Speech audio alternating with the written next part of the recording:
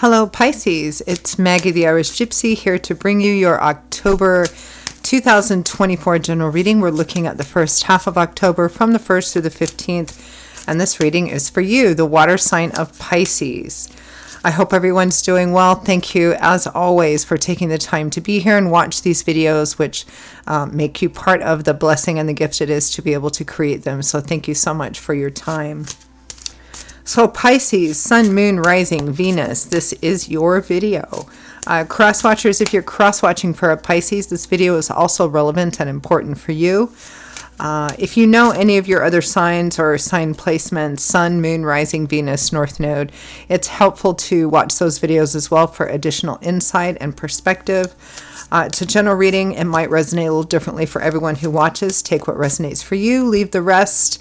If it does really hit home with you and you'd like to take a deeper look at something and reach out for a personal reading with me for yourself or perhaps as a gift for a friend, or you simply resonate with a reading style, if you're interested, you can email me at maggie1mcguire@gmail.com.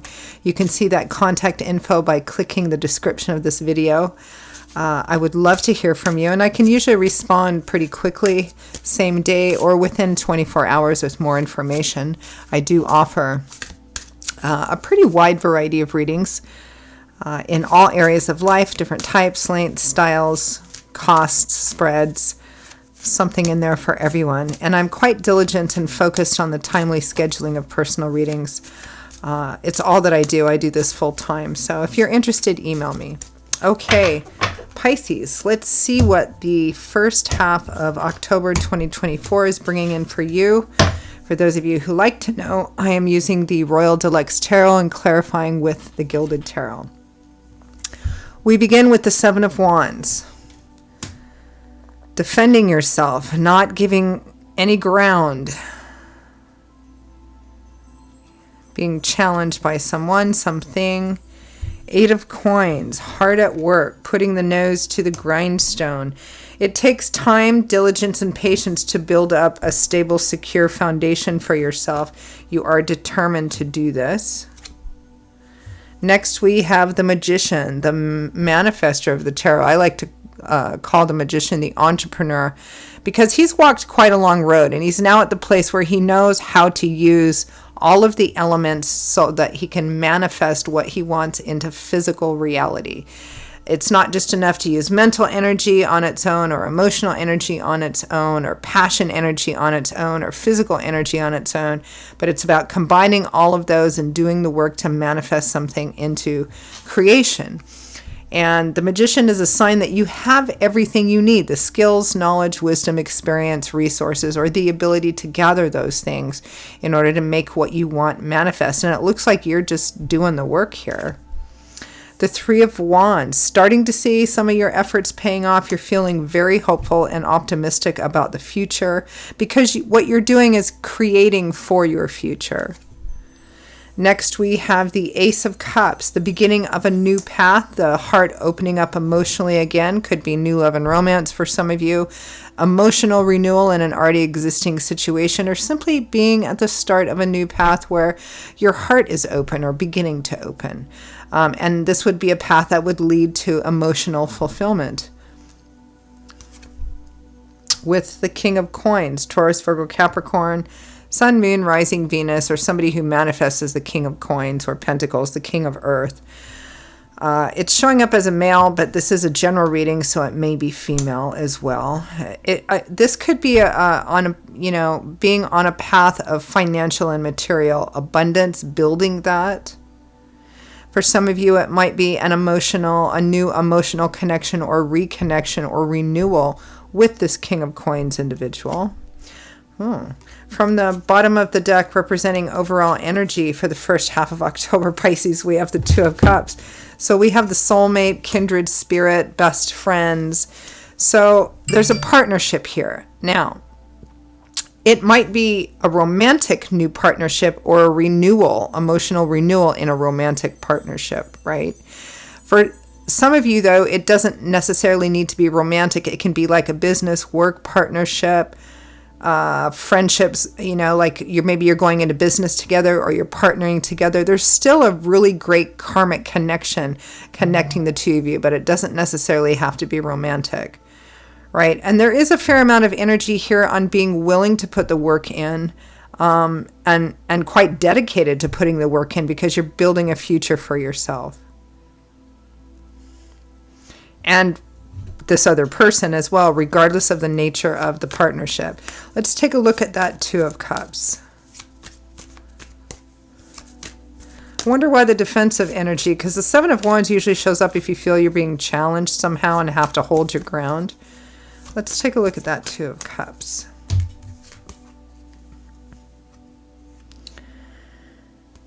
Seven of Pentacles.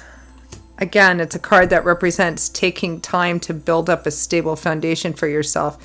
For some of you, it might be a renewal of a relationship, or a reconnecting or a renewal in a relationship. We have the Ace of Cups again, and we have the Wheel of Fortune. So God, Spirit, angels, and guides have brought this opportunity to you, whether it's a brand new opportunity or whether it's kind of a refreshing of a already existing situation. Let's take a look at this Seven of Wands and Eight of Coins. Defending your work, or defending your dedication to work, or to putting the work in. We have the Two of Cups again, the King of Pentacles again, which is the same as the King of Coins. We have the Queen of Cups, that's likely you, Cancer, Pisces, Scorpio. We have the Two of Swords and the Devil, which is a tough decision. A tough decision that's going to have to be made internally. Again, it feels like there's some opposition to this. It might be a reconciliation or renewal, reconnection in a relationship that was on the rocks, and maybe your family or friends or somebody, they don't approve. They're like, don't do that, don't get back together with that person. Or it might be, if this is a different type of partnership, like you're going into business with a friend, or something like that. Again, there's opposition here. It's like not everybody wants you to do this, and it might cost you. It might cost you the separation or create distance between you and other people. Let's take a look at that Magician and the Three of Wands. But you're like committed. You're all in here.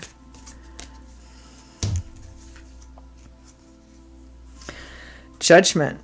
You have created this. You have created this. You have made a potentially life path changing decision to move forward with this. The Ace of Pentacles. It might be new business, new job, new work, moving, relocating, a combination of all of those energies. My goodness. The Ten of Cups and the Fool. Again, it could be reconciliation, a reconnection, a new love and romance, and you just want to jump right into the deep end of the pool. It might be moving and relocating for a new job, new business, etc. It could be taking a risk, taking a chance, stepping out of your comfort zone. Some of you might be mortgaging your home for a business or something of that sort. It's a great, big, huge change.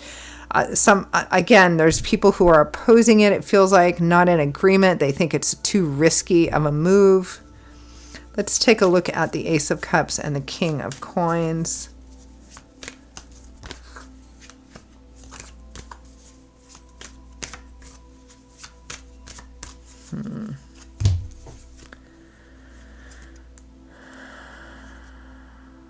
The Lovers, a significant decision. It might be about a relationship, that primary relationship. It's likely romantic for a lot of you. Or it might be in another area of life, like business or work, but it has a profound effect on the relationship. And so, because this is a crossroads, a decision energy that affects in some way a relationship. Five of Wands and the Hanging Man. There's people who don't agree with the speed at which you're doing it. They think you should wait. Watch, see how things play out. But you're really focused. You're really focused on doing this. It's like nobody can talk you out of it kind of energy. Okay, well, let's ask for guidance, advice, feedback from Spirit on what you should do or what you should focus on or look at to make the best decision possible. Because that's often what Spirit gives us because of this thing called free will and free agency, right? Unless it's a truly dangerous or toxic situation when it's kind of obvious to everybody you need to walk away from something. Spirit often says, look, if you take this path, this is what will most likely happen. Are you willing to accept that? If you take this path, this is what will most likely happen. Are you willing to accept that? So you make the decision with your eyes open. So let's see what Spirit gives us. The Star, renewed, restored hope, faith, and optimism. You know, it's interesting because I've got this second chance feeling about this for a lot of you, whether it's a romantic relationship, you know, maybe you had a business before and it failed and you're trying something different strategy this time.